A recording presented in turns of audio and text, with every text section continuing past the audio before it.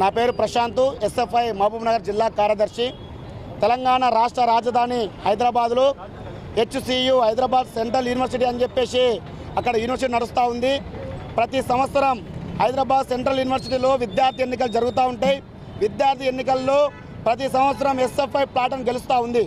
ఈరోజు ఎస్ఎఫ్ఐ అక్కడ గెలిచినందువలన విద్యార్థుల పక్షాన ఏ సమస్య వచ్చినా ఎస్ఎఫ్ఐ మా సమస్యగా భావించి విద్యార్థుల పక్షాన ముందుండి నిలబడి కొట్లాడేది ఎస్ఎఫ్ఐ.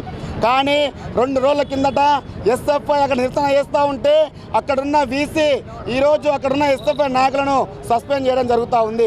సస్పెండ్ చేయడమే కాదు, వాళ్ళు ఇంకొచ్చిన విద్యార్థులకు 10,000 రూపాయలు ఈరోజు జరిమానా వేసిన పరిస్థితి మనకు కనిపిస్తూ ఉంది.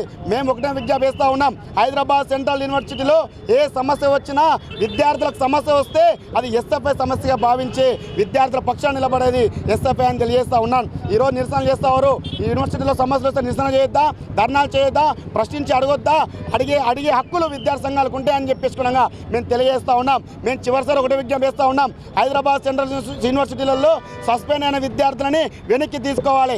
ఎవరికైతే 10,000 రూపాయలు నష్టపరిహారానికి విధించారో వాళ్ళని ఉపసంహరించుకోవాలి. అదేవిధంగా HCU హైదరాబాద్ సెంట్రల్ యూనివర్సిటీ వీసీని తక్షణమే విధుల నుంచి తొలగించాలి అని చెప్పేసి ఈరోజు దేశ కమిటీ పిలుపు మేరకై మహబూబ్నగర్ జిల్లా కేంద్రంలో రాష్ట్ర వ్యాప్తంగా ఆందోళన నిర్వహిస్తూ ఉన్నాం. లేకపోతే భవిష్యత్తులో పెద్ద ఎత్తున ఢిల్లీ నుండి ఢిల్లీ వరకు పెద్ద ఎత్తున ఆందోళన చేస్తామని చెప్పేసి కూడా మీడియా ముఖంగా హెచ్చరిస్తూ ఉన్నాం. హైదరాబాద్ సెంట్రల్ యూనివర్సిటీలో ఎస్ఎఫ్ఐ నాయకత్వంపై పెట్టినటువంటి కేసులు సస్పెన్షన్ ఎత్తివేయాలి.